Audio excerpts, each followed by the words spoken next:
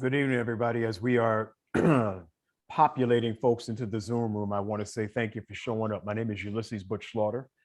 I am the program manager for Chester Made, and we are here tonight to ask the question, what good is Black history? And we got a number of incredible panelists. Many of you who are familiar with the city of Chester will know the names and faces of these panelists as we get started. And I really want to get started right away so that we have as much time as possible to hear from our panelists, and opportunity also on the back end to hear from the guests that have joined us. So before you all came into the room, we were talking about how we're going to get this going. And we're going to get this going with the question of what good is Black history? And to start us off with answering that question, I'm going to go to Miss Irma Mason, who is prepared to open this up for us and get this party started. Miss Irma, thank you so much for being here. Surely. Good evening, everyone. Glad to see some familiar faces, and I'm sure I'll learn of some new folks that I'll come to call friends. What good is Black history? When I reflected on the question for this discussion, I was a bit bemused. I taught African-American studies, Black studies for 35 years in the city. And I comfortably assumed that those concerns about should we teach Black history would be replaced by now with how broad and how deeply should we investigate the experience of African-American people. Then I thought again, what good is Black history? Might well be followed up with, what good is searching for understanding? What good is measuring progress, measuring regression? What good is discovery? What good is truth? And I was reminded by a friend who said, the specific activates the universal. So when Brother Slaughter spoke this evening as we were prepping to come to you, he said, to look at Chester is the specific. And to see Chester as a microcosm of the Black experience of our sojourn is where we want to, what we want to discover, to explore this evening.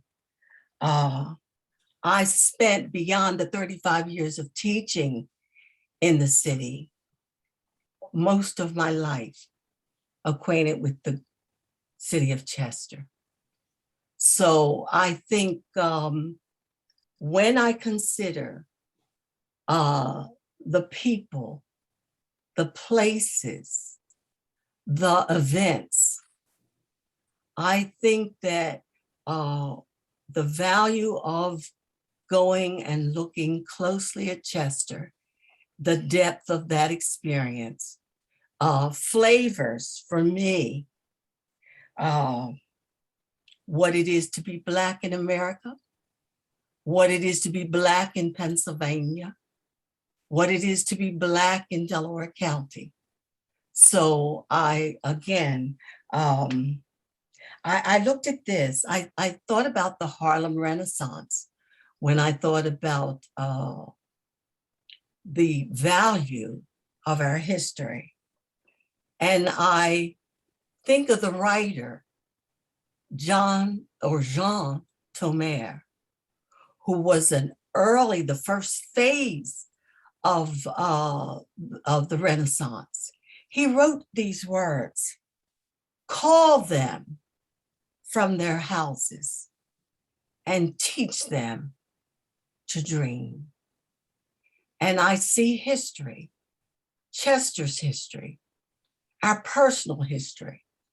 I see that as the roots from which a withering people can be reestablished. And if there's ever a place whose rootedness needs to be reestablished. I believe that Chester is a classic example of where we can begin. So I welcome this discussion. And Mr. Slaughter is in your court. I tell you, sometimes you don't want to take it after something like that. You want to hand it off to somebody, and thank God I got Twyla, because I'm going to immediately pass it to you, Twyla. Thank you so much, Twyla, for getting our panelist here tonight. And you are very well and affectionately known as Miss T. Miss T, let's talk about what good is Black history, and let's talk about Chester. I'm just overwhelmed right now with the success of the beginnings of this.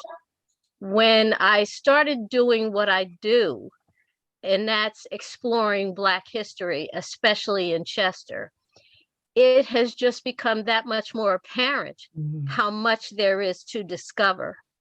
And so the several documentaries that I've been able to do that highlight just a few of the individuals hailing from Chester or the organizations, it's just the tip of the iceberg in terms of what this city is about. And I believe firmly that if we revamp our educational system so that our young people and our adults and our teachers understand the history of this city, then it just opens up all kinds of other avenues for the advancement of education and true transmittal of the culture of Chester.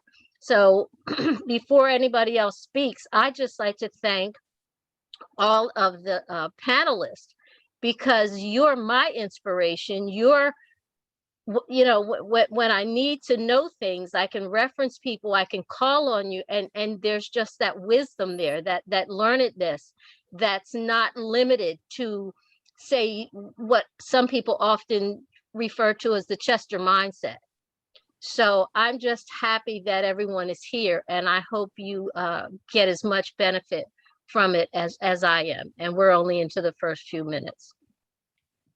Ms. Twyla, thank you so much. I want to go over to Dr. Adrienne Gordy. Dr. Gordy, we're talking Black history, we're talking Chester history, and you know this stuff well. So I'm gonna step back and I'm gonna ask you to step in, and let's talk some about Chester Black history. You know, interestingly, I think when Miss Mason, who I called Miss Jackson because I had her Black history at Chester High, taught us history, it was always interwoven, not only history of the country, but history of Chester as well.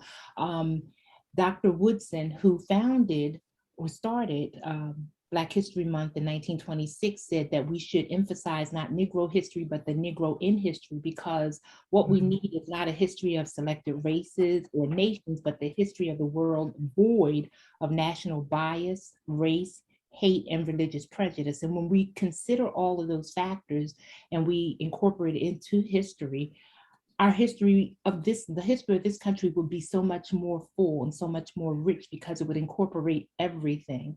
And we would see how all of our heritage, all of our ancestry play a role in the history of the country.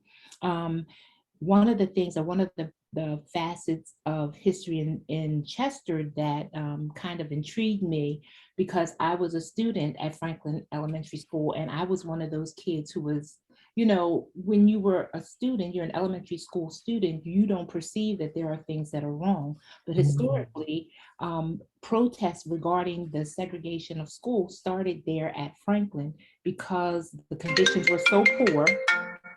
The conditions were so poor that our parents were fighting against that, and they were protesting against that. And as a result, protests started there. They said classrooms that in the other schools in the city had 26 students per classroom. There were 39 students per classroom at Franklin. Children played on a playground that was completely covered by cement. There were no fences to block them from falling with a 4-foot drop. And as a result, parents protested, and they carried that protest not only from Franklin, but to the municipal building. And they were organized through not only the NAACP, Temple Baptist Church, and this is something that I just found out recently, became somewhat of a headquarters for where they met and they organized, and from that point on fought to ensure that segregated schools were no longer a part of the city.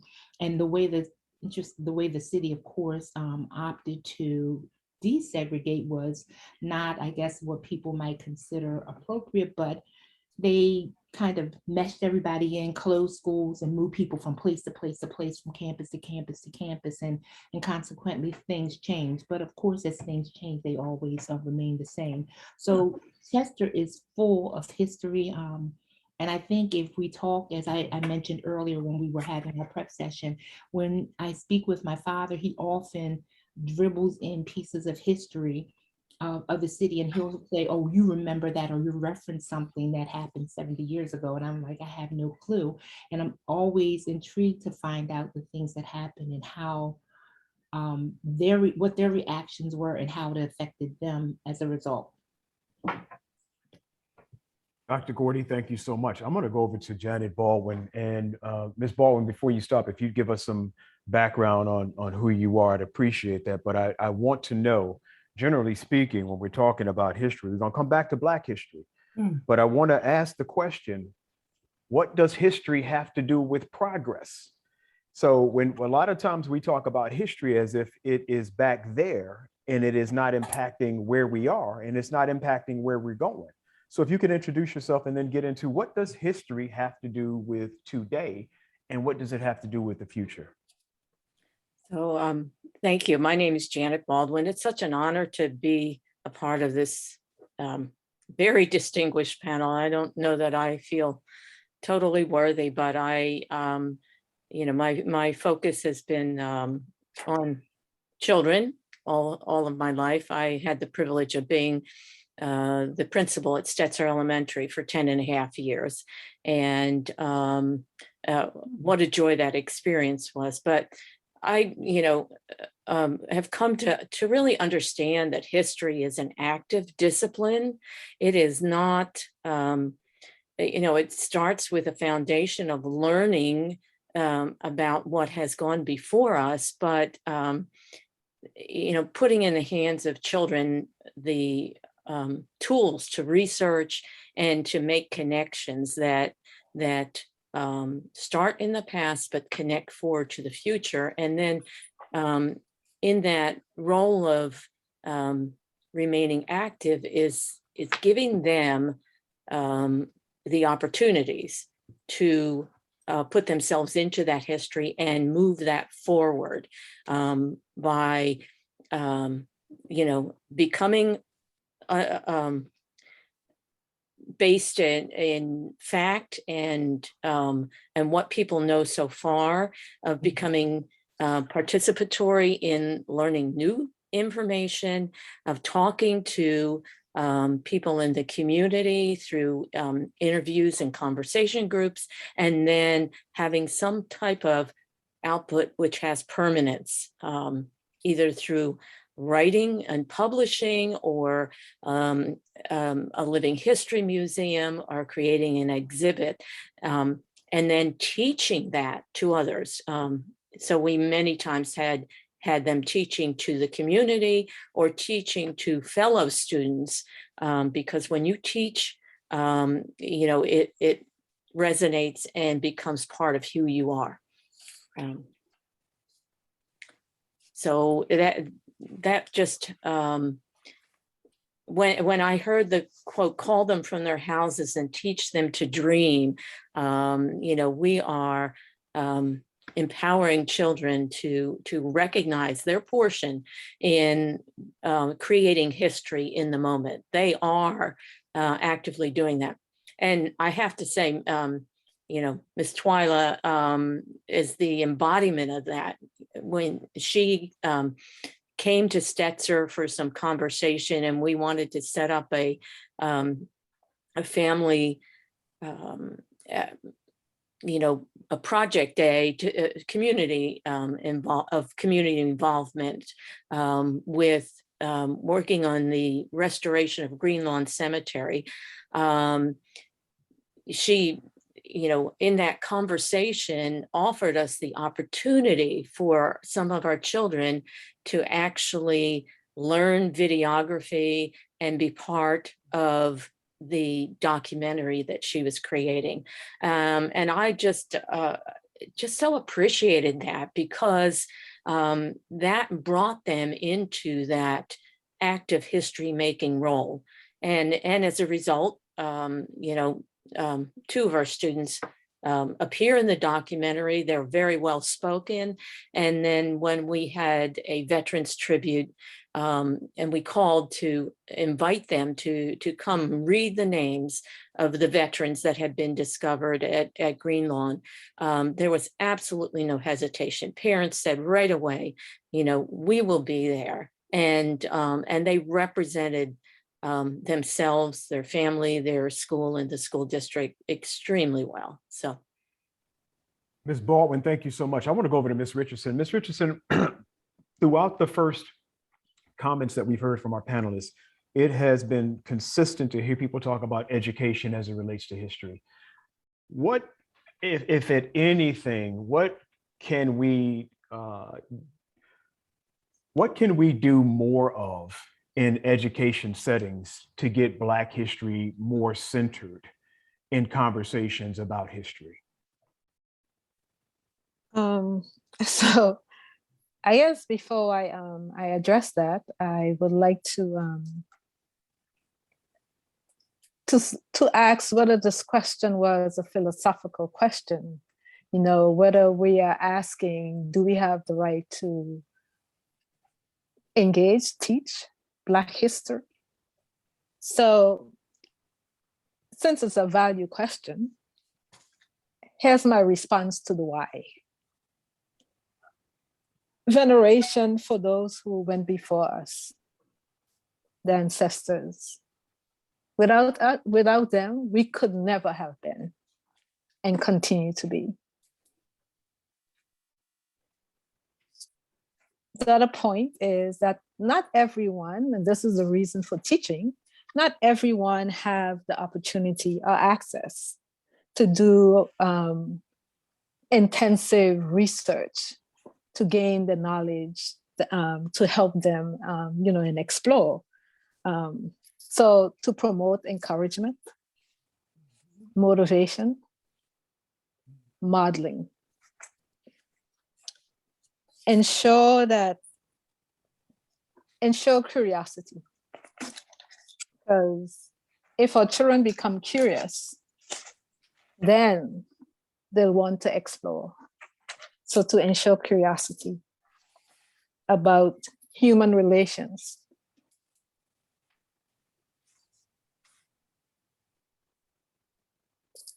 In children and youth. And then curiosity to investigate, particularly in their families, because it's where you begin to really generate an interest. Is when you start from the specific, the personal, trying to understand whether anyone in their families made a contribution towards doing for the good of human beings, humankind. And then you can move out to the neighborhood. Was anyone in your neighborhood who made a contribution? Your city, your state, your country, right? Did they make a contribution for the betterment of the good of the humankind and the planet? Because we can't leave the planet out, and the planet.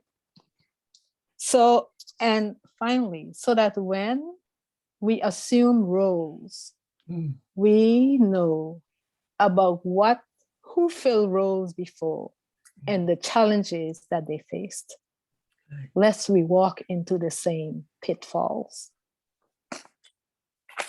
Yeah. Back to you, Mr. Slaughter.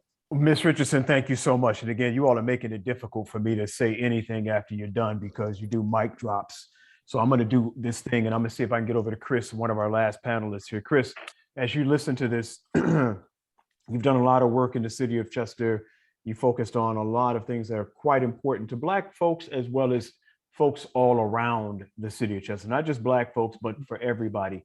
Chris, when you think about Black history in particular, what do you feel is the thing or the things that make it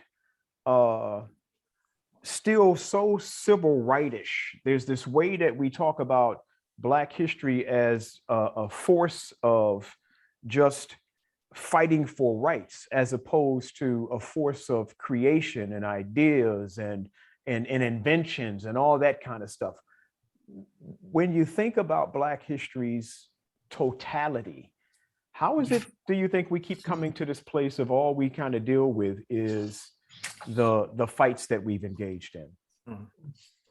That's a great question. And I'm really kind of happy that you asked it, because I really wanted to focus on the aspect of power, which underlies a lot of the teaching of history.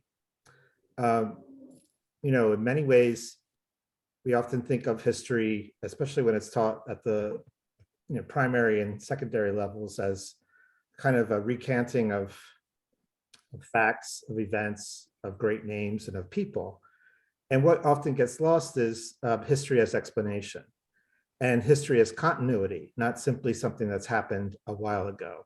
I think often that some problems arise when we get into the notion of that was then and this is now. Because in my work and my understanding of history, I see more continuity than I see change. And that's unfortunate. And the element of continuity that I see is race as an expression of power and domination.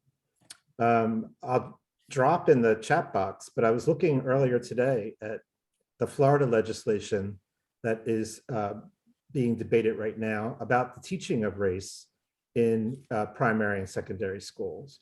And it's a throwback to a period of the 1950s and 1960s. And the writing that I see about it is that people are somewhat surprised, and they see this as, well, I thought we already won this battle about transforming the discussion of race as something that is a bit more focused on, again, on continuity and persistence, rather than just individual facts and centered on individual persons. But nonetheless, when you read the legislation, it centers on one of the key words is discomfort, that individuals who feel uncomfortable because of their skin color, primarily in the case of this legislation as white students, feel discomfort about learning about past events of white aggression towards African Americans. This was the same kind of language that was used in the 1950s and 1960s about entering that type of curriculum into the school district. So are we seeing then a kind of, wow, this is a flashback and a kind of moment resurfacing? No. Again, I see a certain kind of continuity. There's a lot of discussion about this notion of critical race theory, which as an academic, it's somewhat interesting that a very small theoretical perspective that is mostly associated with critical legal studies has become this kind of buzzword for blaming whites in the present for what's happened in the past. I don't know how that even had come about. I mean, actually, I kind of do. It comes about through falsehoods and the impressions of just somehow kind of individualism, and that individuals of today are so enlightened and differentiated from those in the past that why should we subject young people to understanding about processes in the past where, in this case, whites don't look so good. It's a very bizarre, but even more importantly, dangerous perspective in again, the teaching of history. So in my mind, your question of why is it that we continuously seem to focus on the pushing towards rights and addressing grievances is because they haven't fully been addressed. And one of the ways that they have to be fully addressed, and we see this in the case of, I mean, quite clearly in a recent case of South Africa, in terms of understanding a kind of a conversation, a dialogue, and an important acknowledgement and recognition in order to move on. The idea of this makes me uncomfortable, that I don't want to hear about it. What does that do but other than propagate that discourse of power? It doesn't certainly push it away. How can you move on if you don't understand that which has happened, seems to be continuous, and is with us right now? If you can't move on, that's called denial. That's not called recognition and acknowledgement. And so the kind of truth and reconciliation has to begin with an understanding that you need to know the history, all history, not parts of it that you look favorable and other parts that give you discomfort. So, you know, as a teacher, I've already begun to see this at college level of students who, you know, you emphasize the negative too much, but not the positive. Which goes back sort of to your question. Of course, it helps that the course I was teaching is called Social Problems. But I don't understand how if you sign up for a course called Social Problems, that you're not going to hear about problems, but that's another story. Hey, Chris, let me pause you for a minute, because one of the things that I want to get to Twyla on here is what happens. Twyla, everybody knows Twyla has a museum and she's got all kind of artifacts. And so she holds this stuff that shows the artifacts of Chester history, probably stronger than many places. So as Chris is talking about the problems, Twyla, and the battle for rights and all that kind of stuff, you do something that has to run parallel to that. And that parallel thing is, this is who we are. Here's the power struggle, but these are the prizes that we are gaining. These are the things that we're getting done in spite of the power battle. We're getting these things done. Speak to some of the things, Twyla, that Chester folks have gotten done while they're fighting for Black power, for lack of a better way of putting it. Speak to some of those things, please. Chris, thank you. Timing is perfect. Adrienne talked about Franklin School. I have been in this long enough that people are starting to entrust me with their treasures. And because people are aging away from us, we must capture that. And so a Facebook post that I responded to brought a Mr. Ronald Bond to call me. And the picture that he gave me is of the 1946 Watts Parents Club gathering to help desegregate Watts because of, to desegregate the schools within the city. And I actually have the actual documentation from that. And the picture that he gave me, he named all of these people. And lo and behold, my ancestors are on me. My grandfather is in that picture.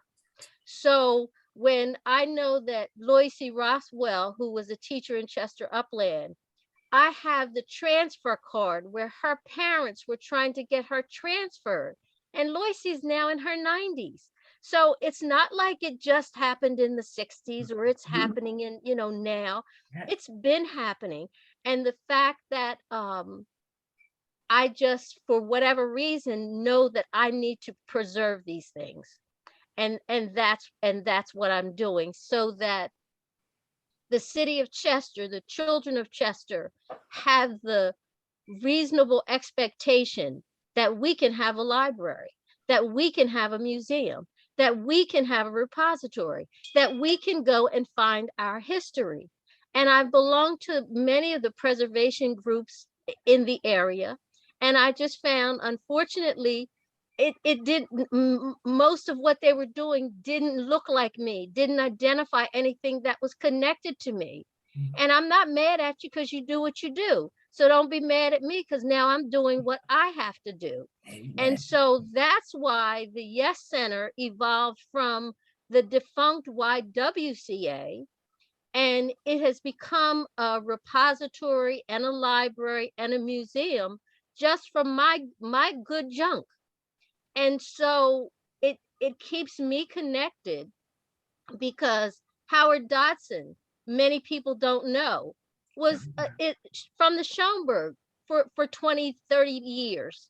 And he went into retirement and they pulled him out to go down to the African American Museum and the Moreland Spin Garden, which is Howard University. Delaware County Historical Society had a presentation on Yard 4 last night. And the information that came out of there, when Reggie Thompson started talking about his mother who's in her 90s, and the gentleman who I don't think that they would give the right job, and he went on to become the president of 3 or 4 universities. And I'm like, Reggie, you got to slow down. I can't write all of this stuff. It's that kind of history that we have. And if our children knew that and understood that and were taught how to apply what they're learning instead of memorizing it, and instead of being disconnected and not having teachers and all of that, then we could correct this. But you also need to understand that the history of our city is not to educate folks that look like us. So if you're going to tell the whole story, you got to tell the whole story. So Chris Mele is sitting there, Dr. Chris, with this book he's written. But if you don't read that book, if you don't get into that book, Janet took her 4th and 5th graders and they wrote books on the, Janet, help me out. What is it? The community out of Elkton. Easton, Maryland. It's the Hill community. And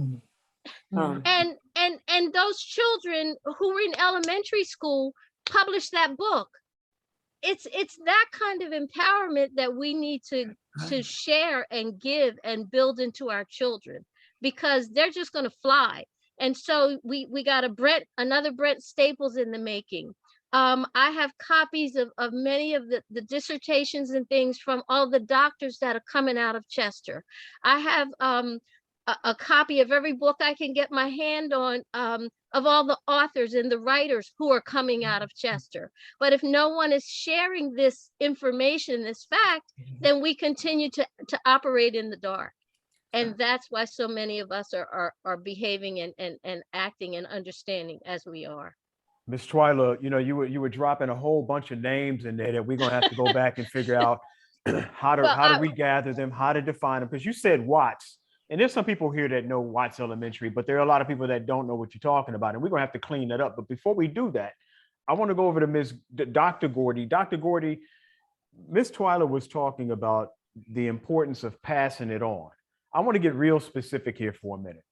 And I know this might be kind of tough, but I want to try it anyway. If you had to pass on one piece of Chester Black history to children in schools today, and I want everybody thinking about this, if you had to pass one piece of Chester Black history on to students right now and start there, where would you start, Dr. Gordy?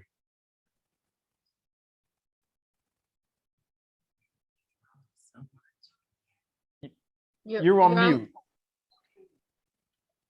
mute. I forgot I was on mute. I apologize. I said, of course you would start with me, and I'm kind of thinking where I should go. Can I popcorn over to Irma Mason and then come back to me?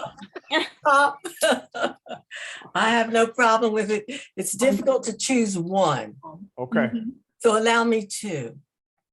Okay. First, I'd start with the wise men in the city of Chester. When I was a teenager, I traveled to 7th and Flower. And at 7th and Flower, there were these wonderful Black men. One that I remember was a Mr. Mitchell. Another became an Episcopal priest. But they were there for us. And when we arrived, we met people like Sidney King, who taught dancing, ballet. We met Arthur Hall, whose interpretive dancing would ultimately lead him to Africa. And then he would bring back a whole new style of performance brought to us. And then, of course, the one who gained some acclaim was Lola Falana. And the other part was Helen Hunt. Helen Hunt used to have a column. I forget what it was called, but she would write about the things that in the social world of the African-American community. But one of the most painful things that I recall from her life was, as she was nearing the end of her life, we met in the hospital. And she, of course, had worked for the Chester Times. And she shared with me how she had researched, Twyla, had researched all of the Black churches in Delaware County. She had spent most of her career doing this. And when they had a strike, Chester Times had a strike. And when the employees went out on strike, they destroyed all of the body of research that she had done. But these were major players. The men, I can't identify them all, but these were major players who kept us informed, kept us engaged. And that's how community, to me, is built. It's built with these fragments. It's built with these acts of kindness and generosity. It's built with these individuals who sacrifice a piece of what they know.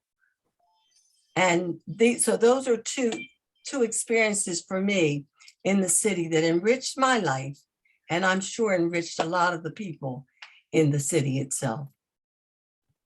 Well, my hope is that we've given Dr. Adrienne Gordy an opportunity, since she popcorned it your way, come on back her way and answer the question. But before we do that, Adrienne, I just have to say the name Lola Falana, because I'm sure a lot of people here don't know who Lola Falana was. It's kind of funny to hear that name.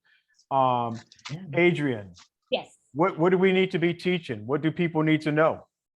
We need to know, I think I started with this, the protest that they started from Franklin, but we need to know a couple of people who were pivotal in that protest. Right. And that was Stanley Branch. Yeah. And even more so George Raymond. And George Raymond, I think about because my father is a member of St. Daniel's, and George Raymond was a member of St. Daniel's. So that's how I came to know him. It wasn't until years later that I learned that he played such a pivotal role in the NAACP in Chester. He was the president at the time of the protest, and how what an integral part he played in moving the district schools towards desegregation. And not only that, but for everything that went on in the city, just being an important person, ensuring that fair and equal rights and housing were implemented. Even these are still some things we struggle with. And so I think George Raymond and Stanley Branch, but even more so, as I said, George Raymond was a hometown boy. So if we could teach about George Raymond, his perseverance, his tenacity, and his willingness to go beyond what seemed possible to ensure the betterment of us as a people. And sometimes if we look at them as examples, we see that even though it seemed they had no real example to follow, we have so many in our lives now. In 2022, the road is paved with people we can follow in it, the examples of. But at the time that they were fighting and pressing forward and helping to move us ahead, they didn't have as many examples. They didn't have the technology that we do. They weren't able to look online. They weren't able to seek out support. They did not have the same level of jobs or even some of the same level of education that we bask in at this time, but they still persevered and they pushed forward to ensure bettering conditions for those of us who would follow. So we could use them as an example to not only uplift ourselves, but to reach back and pull somebody along with us and hopefully elevate those who come after. Thank you, Dr. Gordy. And I'd just like to add that the George Raymond papers are digitized. And if you just put in George Raymond papers, they're at the Wolf Graham Library on Widener's campus, but they're digitally accessible. And while I was doing research for the Ruth L. Bennett documentary that was first done, I turned the page because they let me in the archives, and I turned the actual page to be staring at my grandmother, who was a tent sister. Yeah. And I just have to share that I just completed my 4th documentary on the tent sisters of Chester. And here's a group, a benevolent group that started back in the 1840s and is still in existence today. And it's going to premiere on PBS coming soon. So just stay tuned. But just again, indicating the wealth of information for Chester history. Thank you, Ms. Twyla. I want to invite all of our guests to go to the chat room. If you have questions, go over to the chat room, type your questions in the chat, and we'll do what we can to get some of our panelists to start answering some of these questions. Ms. Richardson, can I get you to answer a question for me regarding the confusion of time? A lot of the times when we get into history, we talk about history as if it is, again, it's back there, and that it doesn't have any applicability or any value for right now. I was discussing with some people last month about Dr. King and how Dr. King was 39 years old when he passed, 39 years old. And I think there's a way that when we reflect on him, many of us might think that he was more like 60 because of his maturity and because of the amount of life that he put into his life, the amount of power that he put into his life. Let's talk some about, if you will, the values in Black history, not just the people, but the values of Black history that need to be revisited, redefined, repurposed for people to use those values today. Can you speak to that some?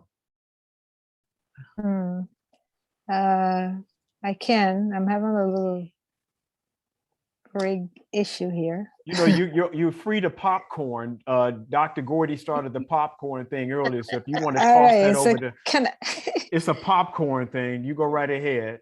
Can I popcorn that to Twyla? Miss T. In terms of Dr.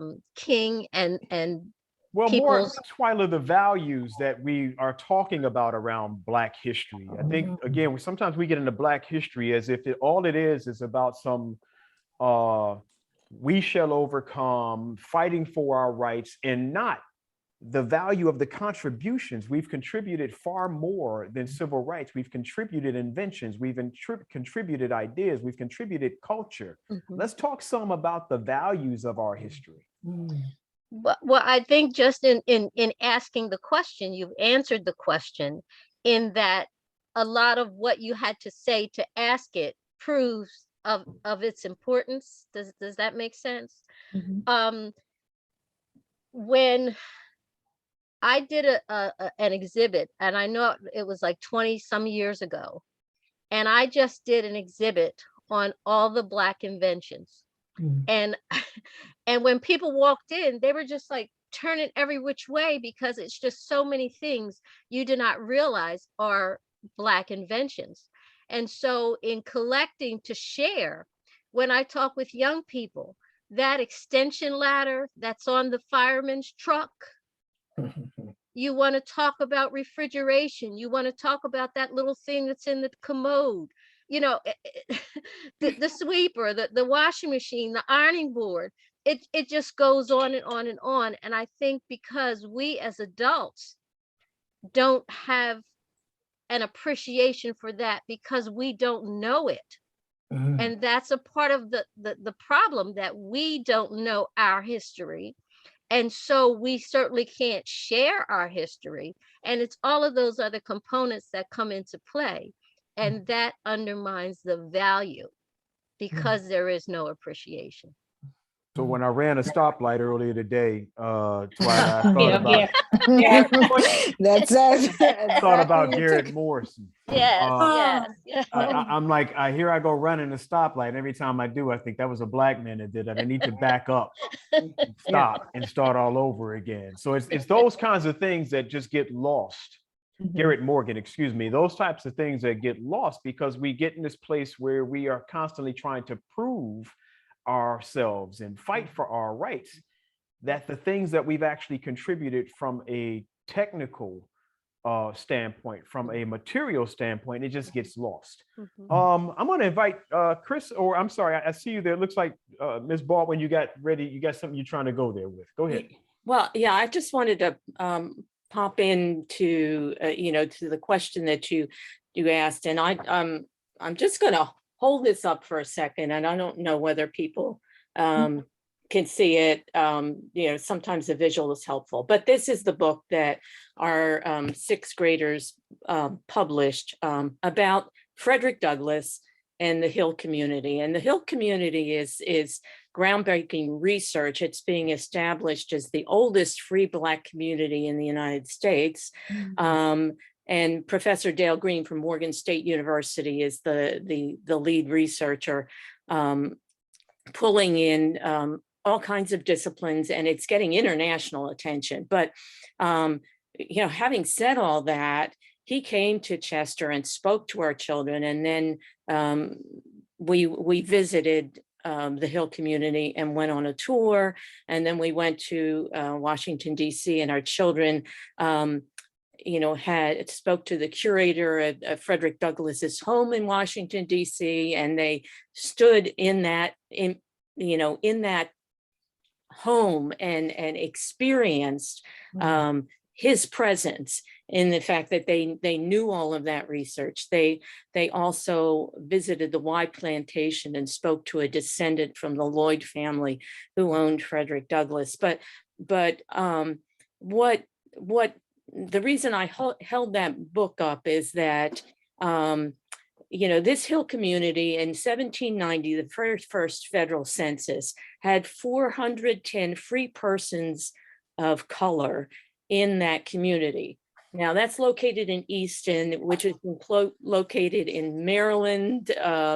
Frederick Douglass was born 12 miles away, is a slave state.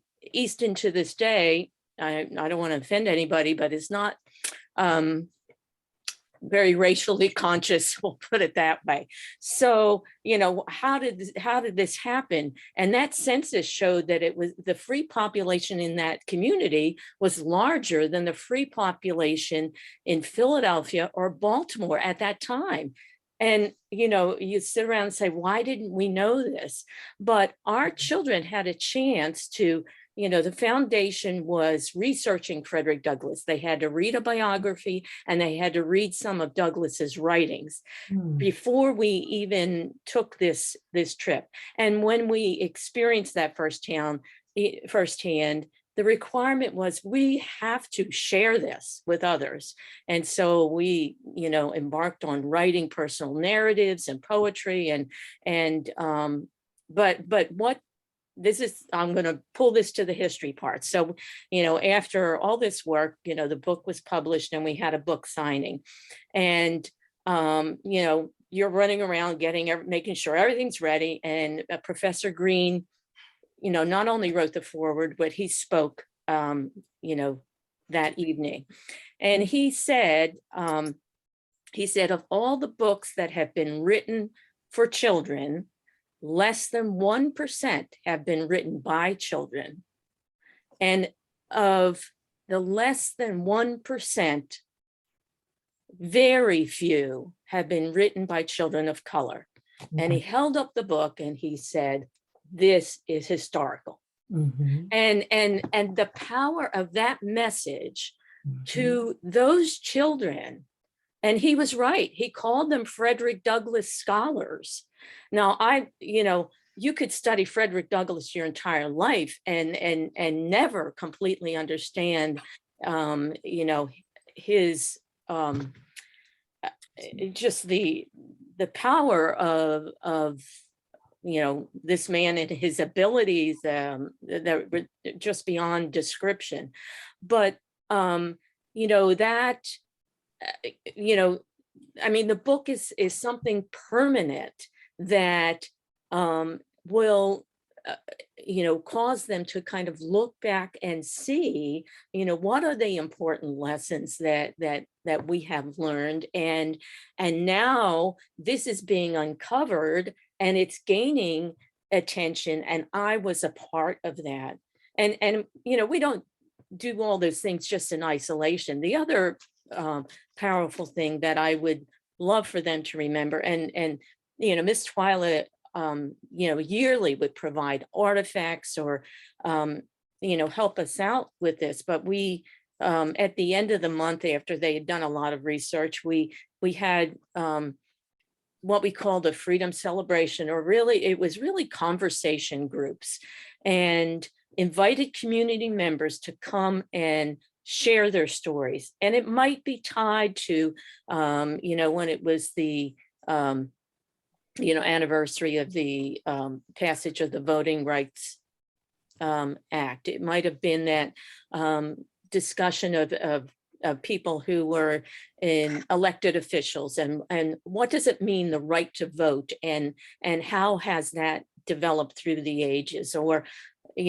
someone who is a descendant from the Tuskegee Airmen, but even more so, personal stories that community members told about their experiences with segregation and the power that came through those stories. So my own children constantly tell me that, I'm from the past, they have a different way of viewing things. So I believe that it, in working with children, that I need to repurpose my thinking and put them in that active role where they are creating that history.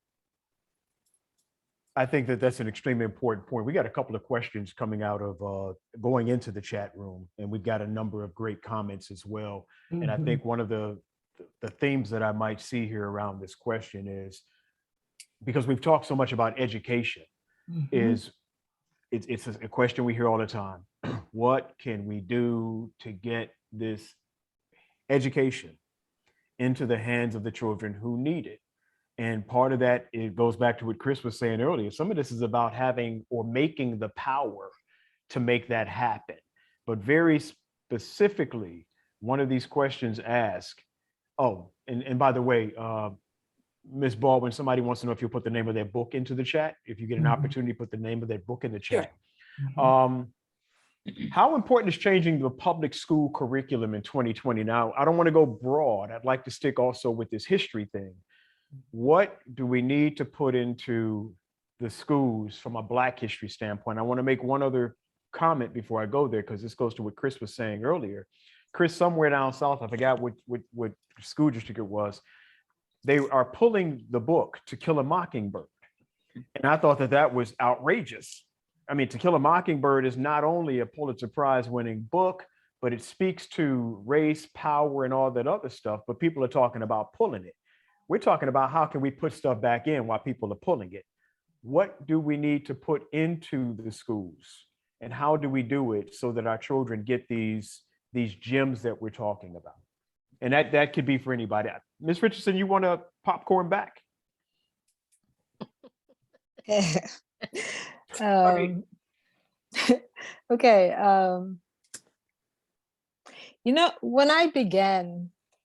When I first got the question, I'm going to take it in a little different way, right? Because when I read the question, and let me remind myself what it was. When I read the question, what good is Black history? I had to zero in on the word good. I had to zero in on the word good. And I had to do like what's my customary way of doing, is read from right to left. Because I wanted to know if there was some hidden meaning in the whole word that was eluding me. So I had to read from right to left, and then the gamer in me had to take it and tear it apart and look at it. You know, the game, those word games that ask you how many words can you make from a single word. So then I looked at it and I got go and odd. Good. Go and odd. You may sit there and say, oh, go, I understand, but odd, that's not a word, but I assure you it is a word in the English dictionary. In any of the English dictionaries, you go and you define it. And it has that notion of magnetism. They say it's archaic, it's not used in everyday language today, but it also has that notion of that magnetism, that energy that was there, that reference God. So for me, when you ask what good is there in Black history, what are we trying to do? Go back to when we turned the light off on the history of humankind? Is that where we want to go? Or are we, for me, I took it that you're asking me to make a decision. And by the way, I do have a doctorate in African American studies. So are you asking me whether I have the permission to talk about Black history? When you see me, that's what you see. You don't see the doctorate. You see a Black person, a Black woman, female, standing in front of you. And that's the history that I want to tell. That's my interest. I find other things are distracting. They, like oftentimes when we get, so this whole thing about this new quest is about distraction, taking us off our path. And one of the things that we have to learn to do is stay focused.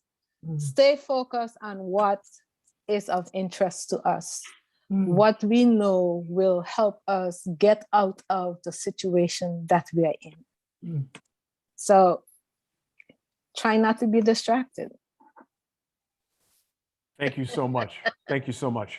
We are coming up against the 7 o'clock hour, and I want to know just generally from our panelists, are there other thoughts that you haven't hit on that you want to hit on before we get too far down the road? Anybody? Miss Mason, I see you there. Yeah, I'm going to go back a bit to what you were asking of Miss Richardson, Dr. Richardson. When we talk about education, certainly the quality of the ride will always matter. Young people know when they're being shorted. But I would also have to say that what enriched our learning was knowing that the experience went beyond the school. That when someone asked who were the wise men, it was the YMCA. They were Black men who broadened our learning experience by bringing all kinds of opportunities to the local community. So if I were to think about what you're saying in terms of how our educational systems can advance the learning experience for young people, it has to go. You have to do what you need to do there in terms of building a curriculum that is meaningful, that speaks to their success, their interests, their abilities. But you must also know that the community around us must connect in every possible way, must give them experiences that affirm that learning. I can remember, and then I will get off because I know it's a chance for the other people to get in. I can tell you, nothing makes kids feel better than knowing what I learned in school. I go to some activity that tests that, taking them to field trips. Dr. Baldwin spoke of getting them to write, empowering kids by showing them you already have now. It's in your hand. And we're, as a system, just providing richer ways to build upon what God has already given you. Amen. But our systems need to be a quality ride.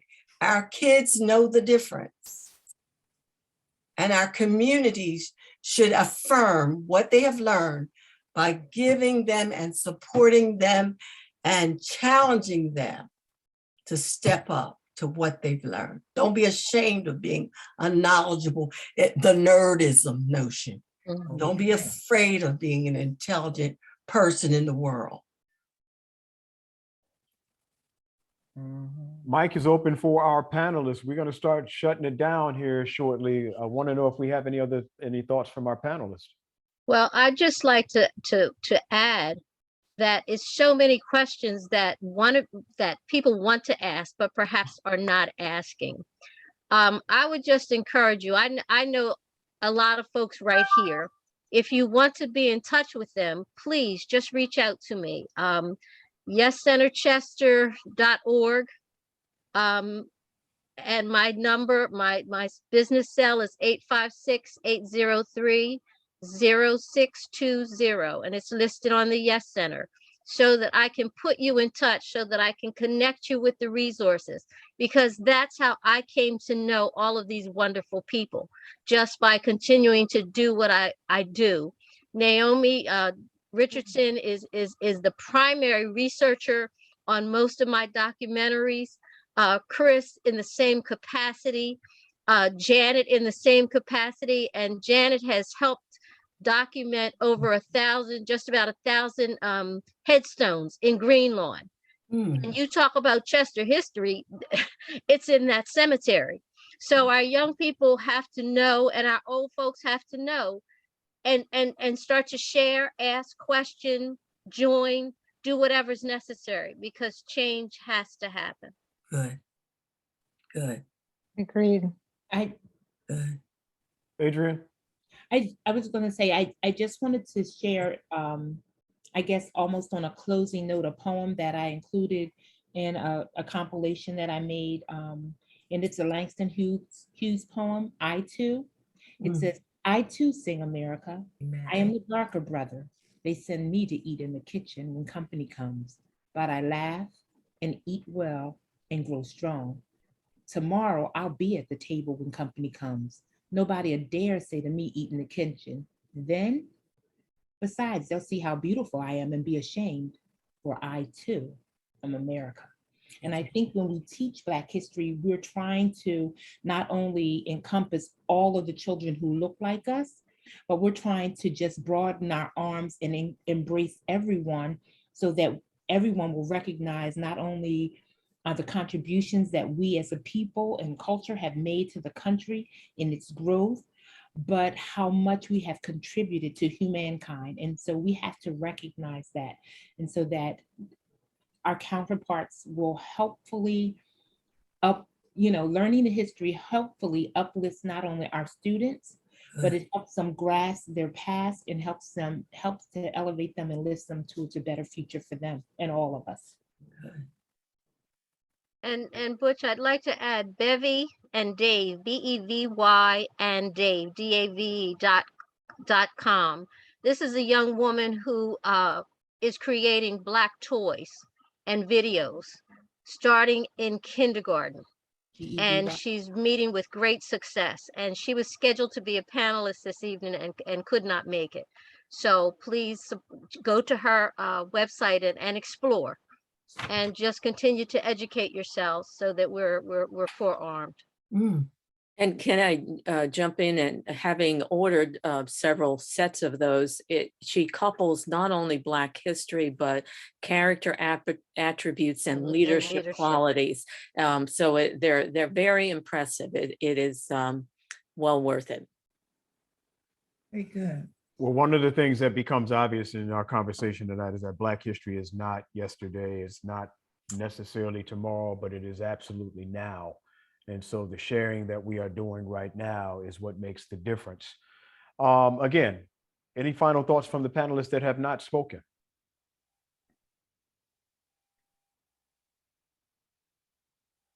All right. Hey, I want to thank everybody for showing up this evening.